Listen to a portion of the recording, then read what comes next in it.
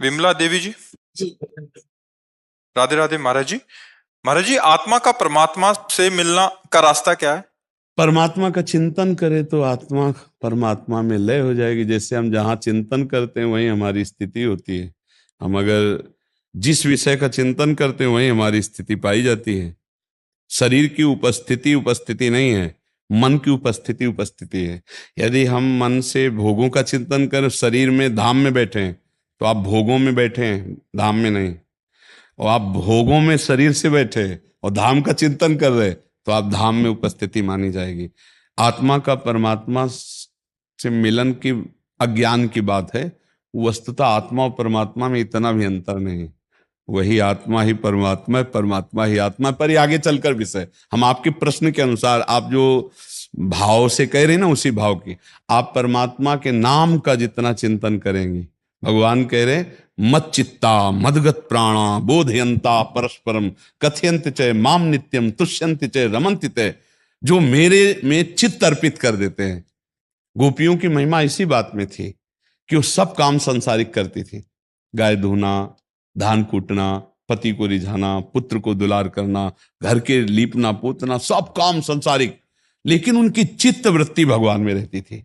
मुरारी पादार्पित चित्त वृत्ति, इसलिए वो परमात्मा को प्राप्त हो गई। परमात्मा श्री कृष्ण है ना, तो वो परमात्मा को प्राप्त हो गई। मत चित्ता, भगवान कहते हैं मेरे चित्त वाला बनो। अभी हम शरीर चित्त वाले हैं, हमारा चिंतन शरीर का होता है, भोगों का होता है, संबंधियों का होता है, नाना प्रकार के धन वैभव मान प्रतिष्ठा, ये सब कूड़ा करकट।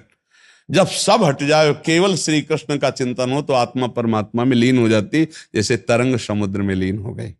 वो समुद्र ही थी, वायु विकार होने के कारण तरंग कहा गया, और जब वायु विकार हटा तो समुद्र ही रह गया। ऐसे ही देह अभिमान के कारण उसे हम जीवात्मा कहा, और जब देह भाव हट गया तो परमात्मा ही था। वो तरंग समुद्र में लीन हो गई। नाम जप करो, भगवान की चर्चा सुनो, और जो अधिकार मिला है कर्तव्य का उसका पालन करो। जैसे आप किसी की माँ हैं, किसी की बहन है, किसी की पत्नी है, किसी की बहू है, आप इस तरह का जो आपको धर्म मिला है उसका पालन करते हुए नाम जप करो, सबकी सेवा करो, और उस सबका फल हो परमात्मा की प्रसन्नता, परमात्मा की प्राप्ति। हो गया। इस तरह से परमात्मा प्राप्ति की जाती है। नहीं तो गृहस्थी में कोई ऐसा थोड़ी कि रात दिन माला लेके एकांत हुए, नहीं। जब बेलना चल रहा है ना रोटी में, तो राधा राधा राधा, ले झाड़ू चल रहे, राधा राधा राधा, सास ससुर की सेवा कर रहे, राधा राधा राधा, खूब मंदिर में पानी चढ़ा रहे हो, बूढ़े माता पिता बैठे हैं उनको भोजन नहीं दे रहे हो, मंदिर वाले ठाकुर जी पानी स्वीकार नहीं करेंगे, क्योंकि वो उनमें बैठे ठाकुर जी भूखे इंतजार कर रहे हो, तुम में बैठे रहो। अभी पहले शंकर जी को पानी चढ़ा, शंकर जी वहां नहीं है, शंकर जी उनमें बैठे थे जिनको तुम तिरस्कार करे। पति ही परमेश्वर वो उसमें बैठा हुआ है, सास ससुर में परमेश्वर बैठा हुआ है, परिवार में बैठा हुआ है। इनको बनाओ भगवान के भाव से, उनको पाओ, बढ़िया भोग लग गया, उनके कपड़ा धो दो, वयोवृद्ध हैं उनकी सेवा कर दो, भगवान प्रसन्न हो जाएंगे। इसी से परमात्मा की प्राप्ति होती है। अब सबकी सेवा ठुकरा करके माला लेके बैठे, तो देखो हम लोगों को भी सेवा ही तो करनी पड़ रही है। 1 मिनट का टाइम नहीं, ऐसी नौकरी है हमारी। भागवतिक तुम्हारे दिमागों से खेल खेल कर समाधान करके तुम्हारे चित्त को आकर्षित करके श्री जी की तरफ लगा रहे हैं। शरीर से खेलना सहज है, दिमाग को ट्रांसफर करना बहुत कठिन बात है। हम आपको देख रहे हैं, आपसे बात कर रहे हैं, इतने केवल नहीं है, हमारा पूरा पावर आपके साथ लगा हुआ है। तब आपका मानसिक जो चिंतन है, शराब छोड़ दिया, गंदे आचरण छोड़ दिए, भागवतिक बन गए, भगवत भजन में लगे, ये हमारी नौकरी है, नौकरी। 1 मिनट का टाइम नहीं। वहां कुटिया में ऐसे थोड़ी कि हम चैन से लेट जाए, बीमार है तो भी नहीं। अपने जो दिनचर्या, अपना जो कार्य, उसमें रात दिन, विजयी वही होता है जो रात दिन अपने को कूड़ा कर दे, मेहनत करके अपने को कूड़ा कर दे, वही हीरा बन के चमक जाता है। और जो आलस्य प्रमाद है ना, मनुष्य जीवन इसके लिए बहुत कीमती श्वासें हैं। हर श्वास नाम जप करो, शरीर में जितना बल दूसरों की सेवा में लगा दो, भगवान मिल गए। जब हम शरीर का बल दूसरों के शोषण करने में लगाते हैं, वासनाओं के पोषण में लगाते हैं, तो वही राक्षसी वृत्ति हो जाती है, वही पाप हो जाता है। और जब हम अपने को मिटाना चाहते हैं दूसरों के लिए, तो वही पूजा बन जाती। परहित सरिस धर्म नहीं भाई, दूसरों को सुख देने के बराबर धर्म। तो अगर गृहस्थी में परमात्मा प्राप्ति करना है, तो जो अपने कर्तव्य का पालन करते हुए नाम जप करता है वो परमात्मा प्राप्ति कर लेगा। और जो पापाचरण करता है वो कुछ भी नहीं, चाहे जिस मंदिर में जाओ, चाहे जहां जाओ, तुम्हारे आचरण ठीक नहीं है, चलनी में गैया दुहे और दोष दयु को दे। अगर चलनी में गाय दुहे तो भरपेट दूध क्या, एक चम्मच भी नहीं बचेगा। तो ऐसे ही तुम्हें लग रहा है कि हम बड़ा पुण्य कर रहे हैं मंदिर जाके, और घर में बूढ़े माता पिता परिवार के सदस्य अपमानित होते हैं तुम्हारे द्वारा, दुख पा रहे हैं, तो मंदिर में कोई लाभ नहीं मिलने वाला। अगर वही सुधार कर लो तो मंदिर वही है, सबके हृदय मंदिर में भगवान विराजमान है। जी जी। सुनील शर्मा जी। श्री हरिवंश। महाराज जी आपके चरणों में कोटि कोटि प्रणाम। महाराज जी आपका सत्संग नित्य नियम रूप से श्रवण करते हैं, फिर भी रोजाना नया नया सा लगता है। महाराज जी इससे हम क्या समझ? ये भगवान की विशेष कृपा है कि जिन भक्तों को नवम नवम भगवान की चर्चा नवम नवम लगे तो समझो अंतःकरण पवित्र हो रहा है। और जिसको ये आ गया कि ये बात तुमने सुनी थी, तो रस विशेष जाना तिन नहीं, अभी उनका हृदय पवित्र नहीं हुआ, उन्होंने रस नहीं वही बात रोज सुनाई जाए तो रोज आपको ऐसा लगेगा मानो पहली बार हमने सुना है, मानो पहली बार। एक नवम अर्थ, एक नवम भाव, एक नवम उत्साह, तो ये भगवान की कृपा से हृदय पवित्र हो रहा है, इसका लक्षण होता है। और भक्ति का स्वरूप भी यही है, जिनके श्रवण समुद्र समाना, कथा तुम्हारी सुभग सरी नाना, भरहि निरंतर हो ही न पूरे। जैसे समुद्र में नदियां कितनी जा रही, लेकिन कभी समुद्र उफान में थोड़ी आता है कि अब भर गए। ऐसे ही कानों में भगवान की विविध कथा रूपी नदियां जाएं, पर हमें कभी तृप्ति न हो, तो हे भगवान आप उनके हृदय में प्रकाशित हो जाएं। अर्थात हमारी भक्ति शुद्ध है, हमारी भक्ति का मार्ग सही है। यदि ये लक्षण हमारे हृदय में है कि हम भगवत चर्चा सुनते हुए कभी अघाते नहीं और रोज नवम नवम लगता है, तो ये हृदय पवित्र हो रहा है, भगवान की कृपा है, भक्ति का लक्षण हमारे हृदय में जागृत हो रहा है। सुमित कुमार शर्मा जी, राधा वल्लभ श्री हरिवंश, जर्मनी से। महाराज जी मैं हृदय से आपके शिष्यों एवं यूट्यूब को धन्यवाद देता हूं कि जो श्री जी की कृपा से आपके वचन हम मूढ़ बुद्धिजीवों तक हजारों किलोमीटर दूर तक पहुंचते हैं। हाँ, ये बड़ी कृपा है आधुनिकता की, नहीं तो आप जान ही नहीं पाते। कौन जान पाता? मान लो यूट्यूब पे ना पढ़ता तो कोई जान ही नहीं पाता कि कोई प्रेमानंद है, क्योंकि हम कभी वृंदावन से बाहर जाने वाले हैं नहीं। तो हमारी बात वृंदावन से बाहर यूट्यूब ने पहुंचाई, और वो इन लोगों की प्राथमिकता ये कि इन लोगों ने हमको समझाया। नहीं, हम निषेध करते थे कि उस समय शायद मोबाइल चल चुके थे थोड़ा थोड़ा, फिर इन लोगों ने कहा अगर हम इसे यूट्यूब में डालें तो सैकड़ों लोगों को लाभ मिलेगा। तो हम कहा देख लीजिए, और वो आज उसका हुआ कि लाखों लोग शास्त्र सम्मत जो सत्संग है उसको सुन पा रहे हैं, और भगवान की कृपा से बदलाव भी हो रहा है, समाज का अपने बदलाव हो रहा है, नहीं हो रहा है? हाँ, तो ये हमारा जीवन सार्थक हो गया। नहीं तो कहा हमारी बात वहां कहाँ पहुंच पाती, नहीं पहुंच पाती ला। तो ये बड़ी कृपा रही कि छोटे छोटे बच्चों से लेकर, जब सुबह हम आते हैं ना, तो मुझे लगता है कि 100 में 10 वृद्ध होते होंगे और 90 जवान होते होंगे। जो मतलब पागलपन की अवस्था है जवानी की, वो जब बोलते हैं राधा राधा, तो हम खड़े हो जाते हैं, हृदय शीतल हो जाता है कि ये उपद्रवी अवस्था और ये राधा राधा बोल रहे। और कम से कम 100 में 4 तो रोते मिलते हैं। तो हमें लगता है क्यों रो रहे हैं? तो कोई आनंद के उमगन में रोता है, मान लो वर्षों से इंतजार करे था दर्शन का, एकदम देखा तो रोना आ गया।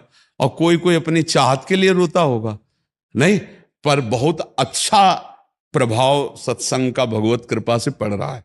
मतलब सत्संग तो सत्संग ही है, वो तो भगवत स्वरूप है, लेकिन उसका प्रभाव पड़ने की बात है। भगवान बड़ी करुणा कर रहे हैं कि आज हमारे समाज संतों की बातों को सुनकर अपने जीवन में धारण कर रहा है, परिवर्तन कर रहा है। ये हमारे वचनों की नहीं, ये भगवान की कृपा की बात है कि वो बदलना चाहते हैं, इसलिए लोग सुन करके बदल रहे। नहीं तो सत्संग तो हजारों हो रहे, नहीं हो रहे। भगवान अगर न बदलना चाहे तो फिर बात नहीं बनेगी। तो हमारे ऊपर भगवान की विशेष कृपा है, और आपके ऊपर भगवान की विशेष कृपा है कि हमें कथन करने का सौभाग्य दे रहे हैं और आपको श्रवण करने का सौभाग्य दे रहे हैं। तो अगर मोबाइल में दोष भी है तो महान गुण भी है, तो गुण स्वीकार कर ले, दोष का त्याग कर दे। बड़ी कृपा है यूट्यूब की कि दूर देश तक लोग सुनते हैं, विदेश से भी लोग, हाँ, जो अपने भारत के, आप भी विदेश से हैं? हाँ, जर्मनी से। हाँ, तो अब देखो विदेश तक लोग सुनते हैं। हम वृंदावन से बाहर नहीं जा पाते, विदेश की क्या बात, तो कैसे लोग हमारी बात सुनते? तो इसलिए हाँ, कृपा है, बिल्कुल। महाराज जी, पिछले 1 वर्ष से आपके पावन वचन यूट्यूब के माध्यम से श्रवण कर रहा हूँ। 9 महीने से नाम जप एवं हित 84 जी का पाठ कर रहा हूँ। सभी प्रकार के व्यसनों का त्याग कर आपके वचनों पर चलने का निरंतर अभ्यासरत हूँ। महाराज जी, मैं जर्मनी में रहता हूँ। विदेश में माया का प्रचंड रूप है। मनुष्यता, धर्म एवं संस्कृति का अभाव है। धन और कामनाओं की पूर्ति को ही प्राथमिकता दी जाती है। ऐसी वातावरण में महाराज जी, हम जैसे प्रारंभिक साधकों को अपने आचरण, व्यवहार, दिनचर्या कैसी रखनी चाहिए जिससे हम सब प्रभु। लंका से ज्यादा तो नहीं होगा। जब रावण के समय लंका में विभीषण ने भक्ति कर ली, तो आप जर्मनी में कर ही रहे हैं, भक्ति तो कर ही रहे हैं। उतना विक्षेप नहीं होगा जितना विभीषण जी को रावण से पालित लंका में था। मतलब कोई भी कहीं भी सतोगुण नाम का लेस नहीं था, और वहां भी उत्तम भक्ति करके दिखा दी विभीषण जी ने। भगवान कह रहे तुम सरीखे संत प्रिय मोरे, धरो देह नहीं आन्य हो रे, विभीषण जी के लिए कहा। तो यदि हमारा लक्ष्य पक्का, जैसे हमें दुकान में इत्र लेने जाना है, तो बाजार में बकरे का मांस बिक रहा है, शराब बिक रहा है, तो हमें कोई मतलब नहीं होता। हम सीधे जाते हैं, इत्र की दुकान का पता लगाते हैं, इत्र लेते हैं। यदि हम अपना लक्ष्य बना ले भगवत प्राप्ति, तो मुझे लगता है कहीं भी रहो आप, कोई फर्क नहीं पड़ता। अगर आसपास वैश्यावृत्ति के भी लोग रहते हैं तो भी अपने को कोई फर्क नहीं पड़ता, क्योंकि अपना लक्ष्य है। अपना लक्ष्य भजन करना, सदाचरण करना, भगवत प्राप्ति। अगर लक्ष्य दृढ़ ना हो तो बाधा पहुंच सकती है। जब हमने लक्ष्य बना लिया भगवत प्राप्ति, तो फिर हमें कोई बाधा नहीं पड़, हमें तो सब में भगवान की कृपा ही नजर आएगी। हरी, प्रश्न ये था कि हमारी दिनचर्या कैसी हो जिससे हम। अब दिनचर्या के विषय में है कि आप वहां क्या करते हैं, आपकी वहां दिन शैली क्या है, वो जब तक मुझे पता नहीं होगी तब तक दिनचर्या कैसे बन सकती है, क्योंकि हम विरक्त दिनचर्या में जी रहे हैं। अच्छा, आप अपनी दिनचर्या जब बताएंगे तब हमारी समझ। अब कै बजे आप सोते हैं, कै बजे जगते हैं, आप गृहस्थी में कौन सा व्यापार करते हैं, क्या नौकरी करते हैं। अब हम ठहरे बाबा जी, हमारी तो 1 बजे रात्रि से दिनचर्या है। अब तुम्हारा 1 बजे सोना होता होगा, होता है। तो यही हम कह रहे कि अब कैसे दिनचर्या बतावे आपकी। महाराज जी, नौकरी के लिए जाते हैं सुबह 7 बजे और शाम को 5 बजे आते हैं। उसके बाद घर परिवार, बच्चे।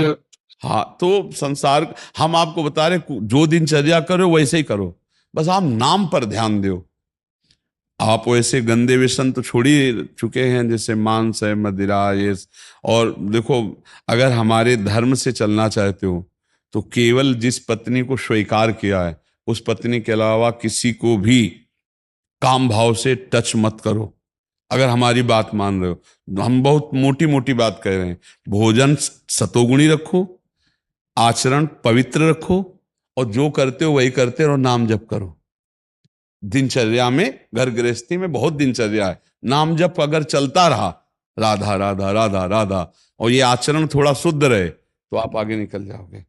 क्योंकि कोई किसानी करता है, कोई नौकरी करता है, कोई व्यापार करता है, सब लगे हुए हैं। अब वो प्रभु का भाव कर लिया जाए और नाम जप कर लिया जाए, तो वही कर्मयोग उसको भगवत प्राप्ति करा देगा। क्योंकि गृहस्थी में बहुत से कार्य होते हैं, उसमें हम किसी भी शिष्य को कभी ये नहीं कहते कि तुम बैठकर आसन लगाकर भजन, कभी नहीं कहते। उठते बैठते चलते फिरते जहां आपको समय मिले, आप अपने काउंटर से, माला से या समय से एक माला जप के देख लिया कि 15 मिनट में हो जाता है। अगर हमें 15 मिनट ऑफिस में समय मिल रहा है तो मंत्र जप रहे हैं, एक माला कर लिया। हमको चलने में, यात्रा में, गाड़ी में चल रहे हैं, मंत्र चल रहा है। कि जो गृहस्थी में है वो बैठकर आसन में जपने वाला उपासना का भाव नहीं है। अब सुबह से शाम तक वो मेहनत कर रहा है बेचारा। परिवार, अब परिवार में आया, अब लड़के बच्चों से मिलकर बात करेगा, हंसेगा, खेलेगा, उसका एक अलग जीवन है। तो नाम पर ध्यान दो और चरित्र पर ध्यान दो।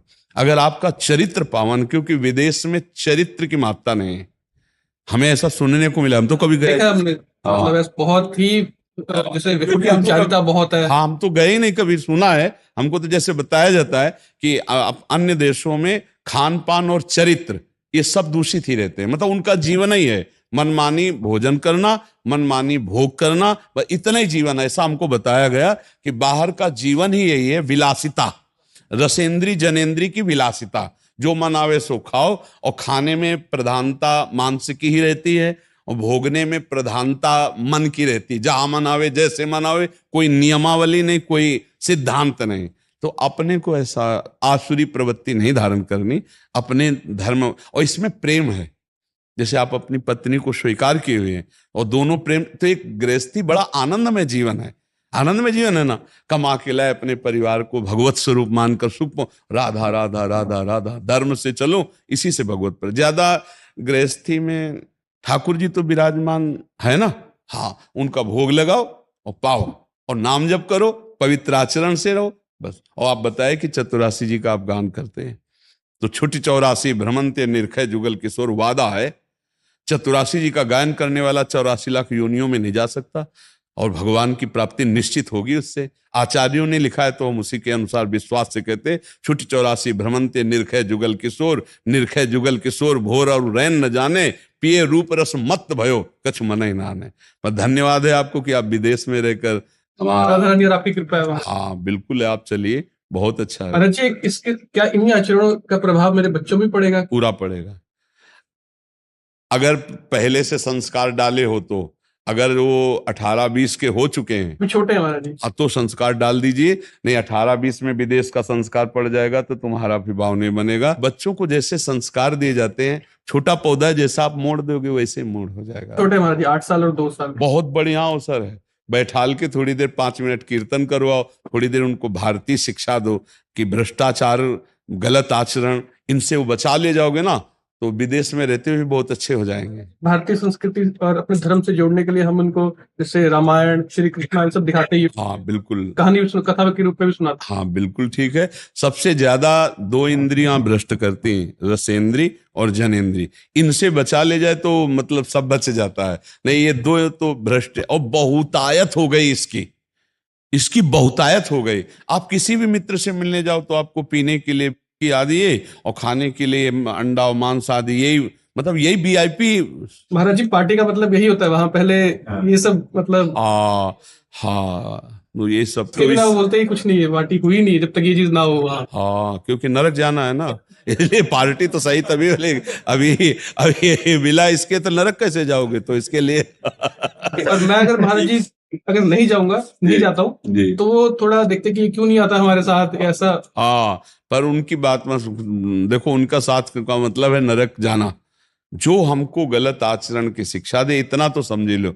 देखो, किसी भी जीव के मांस खाने का मनुष्य के लिए अधिकार नहीं है, ये राक्षसों की और हिंसक पशुओं का विषय है। मनुष्य के लिए बहुत सुंदर सुंदर भोजन सामग्रियां, फल, कितने सुंदर रसीले पदार्थ, कितने सुंदर भोजन है। अच्छा, किसी भी जीव को पीड़ा देना, जीवों को, जैसे हिंसक पशु सिंह है, उसको इसका बात का पता नहीं है कि इस जीव को पीड़ा पहुंचती, उसका आहार है। लेकिन मुझे पता है कि मेरे शरीर को कोई काटे तो कैसा चीखता है ना हर जीव।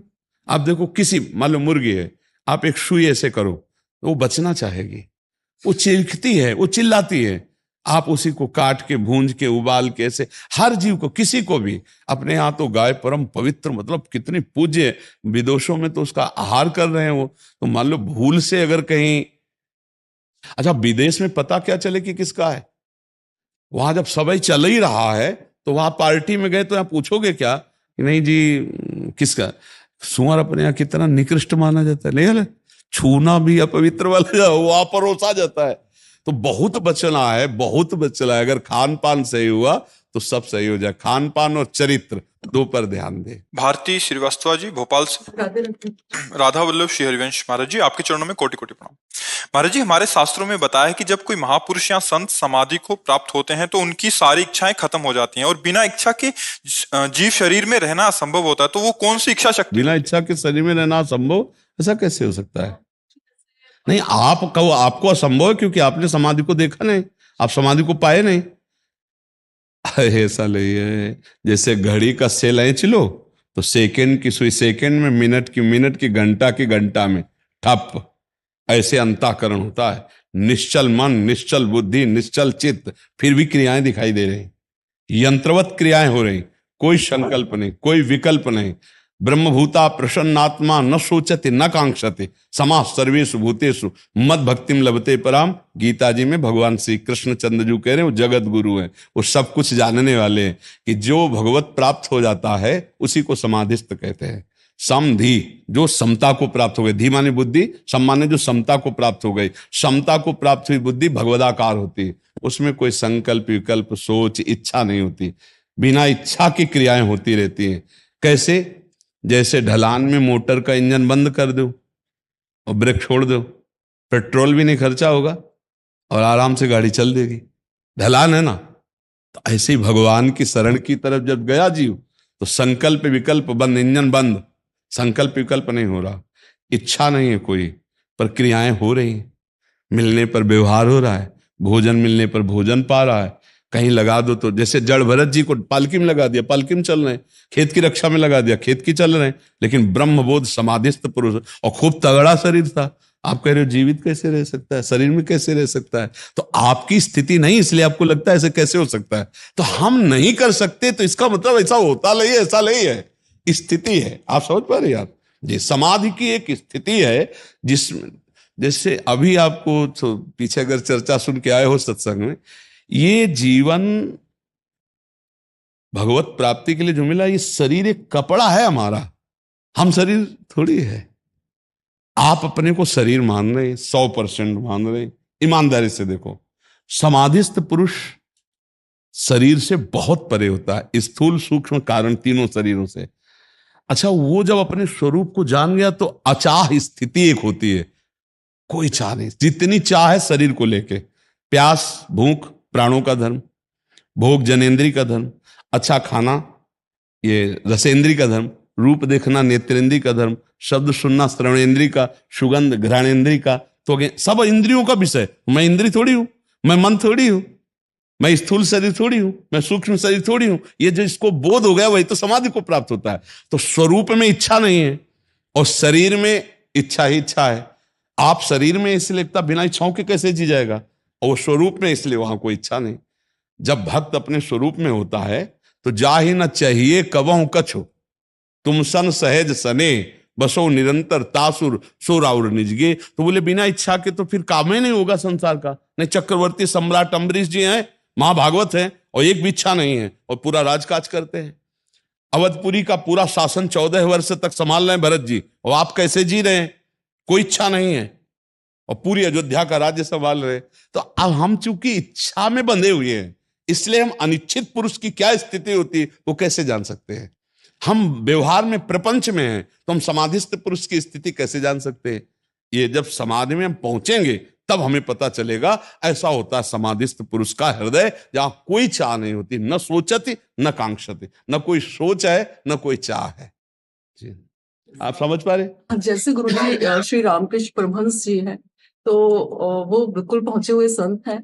तो उनके वक्तव्य में था कि मेरी सारी इच्छाएं सब खत्म हो चुकी है, लेकिन मैंने एक छोटी सी एक नाव से मैंने डोर बांध रखी है कि मुझे खाने का बहुत ज्यादा मैंने मतलब अपने अंदर इस इच्छा को जागृत कर रखा है कि मुझे खाने में बहुत रुचि नहीं, इच्छा नहीं होती। आप उसको समझना है कि बिना रजोगुण के शरीर नहीं चलेगा। जी जी, एकदम शुद्ध सात्विक वृत्ति होते ही ये शरीर की सामर्थ्य खत्म हो जाती है।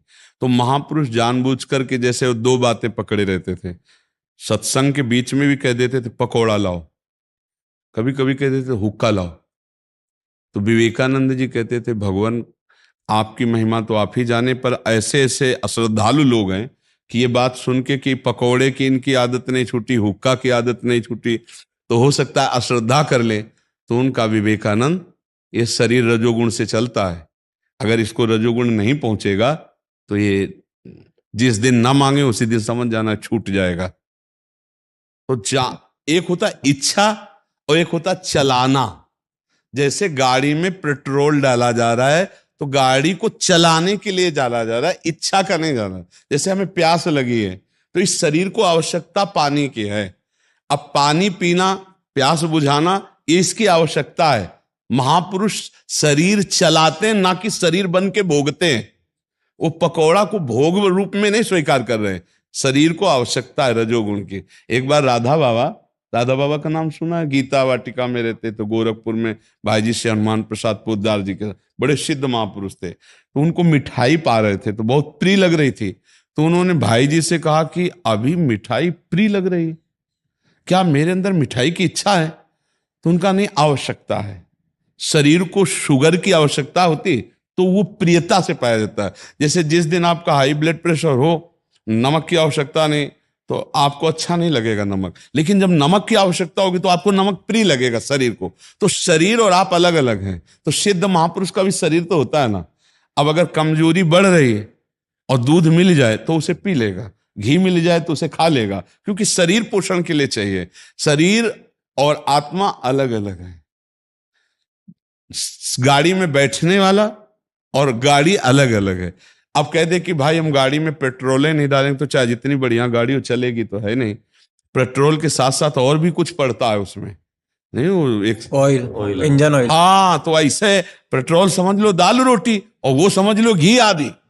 जब तक नहीं डालोगे तो गाड़ी नहीं चलेगी। तो सिद्धों का भी शरीर तो होता है ला, तो भगवान उनको भी पवाते, पर वो इच्छा रहित होते हैं, उनकी इच्छा नहीं होती है। जैसे गुरुदेव जिसके विटामिन डी कम होता है ना जी, जी। उसको धूप अच्छी लगती है जी। हाँ। जैसे उसको विटामिन डी मिलता है। जी जी। तो ऐसे मतलब शरीर को जो आवश्यक है वो बात अलग है, लेकिन इच्छा होना और आवश्यकता की पूर्ति करना इसमें अलग अलग बात है। हिमांशु वर्मा जी दिल्ली से। राधा वल्लभ श्री हरिवंश। राधा वल्लभ श्री हरिवंश महाराज जी, सादर प्रणाम। गुरुजी, ये जानना चाहता हूँ कि भगवत प्राप्ति के लिए किसी संप्रदाय से जुड़ना आवश्यक है क्या? अगर हम बिहारी जी जाना चाहते हैं तो हमें दो चीजें चाहिए। एक तो चलने की सामर्थ्य, उत्साह, और दूसरा मुझे जाना किस मार्ग से है, इसके लिए गाइड चाहिए ना मुझे गाइड। कि बिहारी जी हैं तो वृंदावन में, पर कहाँ हैं, मैं किस मार्ग से जाऊं, उसी मार्ग को संप्रदाय कहते हैं। हमें बिहारी जी को दोस्त भाव से, सखा भाव से भजना है, या बिहारी जी को प्रीतम भाव से भजना है, या स्वामी भाव से भजना है। तो भाव के जैसे है ना, दास्य भाव, सख्य भाव, वात्सल्य भाव, कांता भाव, सहचरी भाव, ये मार्ग हैं। अटल्ला चुंगी से, यमुना एक्सप्रेस नहीं उधर से, ये परिक्रमा मार्ग से, बीच बीच गलियों से, सब गली उन्हीं की तरफ जा रहे हैं। पर मुझे एक गली से जाना होगा, उस गली का मुझे गाइड चाहिए, कहाँ मुड़ना है, कैसे जाना है, कहाँ से प्रवेश करना है। ऐसे ये संप्रदाय का मतलब है। जैसे हम हैं सहचरी भाव के संप्रदाय के मार्ग के पथिक, कोई गोपी भाव का है, कोई दास्य भाव का। अब जिसको जिस भाव में लगना है तो भगवान उसी भाव के आचार्य के रूप में अवतरित है, उसी मार्ग से चलना है। संप्रदाय का मतलब होता है सुदृढ़ मार्ग। सुदृढ़ मार्ग, जैसे जीटी रोड बना है, अब सरकारी जीटी रोड है, आराम से गाड़ी दौड़ाती है, चले जाओ। अब रोड नहीं बना है, आपको नया मार्ग बनाना पड़े, तो आप में इतनी सामर्थ्य नहीं है कि आप नया मार्ग तय कर सके। तो भगवत मार्ग बनाने के लिए भगवान ही आचार्य रूप में आए हैं। कभी रामानुजाचार्य, कभी रामानंदाचार्य, निम्बारकाचार्य, वल्लभाचार्य, हरिवंश महाप्रभु, स्वामी हरिदास जी, महाप्रभु चैतन्य, ये बड़े बड़े भगवान के स्वरूप आए और मार्ग बना गए। अब उस मार्ग में हम चलें, उसी को कहा जाता है संप्रदाय में चलना। संप्रदाय कोई निषिद्ध बात नहीं है कि अरे संप्रदाय निषिद्ध तब माना जाएगा जब आप किसी संप्रदाय को कि अन्य संप्रदाय की निंदा करो, तब आप अपने संप्रदाय का हानि कर रहे हैं और रहस्य नहीं जान पाए। संप्रदाय का मतलब होता है एक सुदृढ़ मार्ग। मंत्र, उपासना, गुरु, इष्ट, प्रियता, ये सब उसी मार्ग में मिलती है, तो तब हम चलते हैं। तो आप समझ पाए ना, ये जितने भी संप्रदाय हैं ये सब सरकारी मार्ग हैं जिनके द्वारा हम भगवान का अवगाहन करते हैं, अलग अलग भावों के द्वारा। तो इसमें कोई निषिद्ध नहीं है। परम पवित्र आचार्य भगवान का स्वरूप है, वही संप्रदाय स्थापित करते हैं। मतलब कैसे पता चले कि हम सही, हमारे लिए कौन सा मार्ग है? ऐसे भगवान के आश्रित हो जाओ और उनसे कहो मुझे पकड़ के ले चलो जहां ले चलना हो। जहां तुम ले चलोगे वहीं मैं चलूंगा, आप हमें ले चलो, वो अपने आप ले जाएंगे। बचपन में जब घर से निकले थे तो हमें कुछ नहीं पता था मुझे कहाँ जाना है, क्या आराधना करनी है, कौन सा संप्रदाय। बालक में कहीं ज्ञान होता है क्या? ऐसे निकले थे, ऐसे घुमा के यहाँ ले आए वृंदावन धाम। भगवान के आश्रित हो जाओ, जगत गुरु हैं, वो अपने आप पहुंचा देंगे। आप जहाँ के होगे, जहाँ जिस रस में पहुंचाना होगा वैसे रस आपको। अपनी तरफ से कुछ ना करे, अपनी तरफ से बस प्रभु का आश्रय ले ले, वो सब कुछ कर देते हैं। सब करें करावें आप, सब विधान बना देंगे, वैसे ही बना देंगे।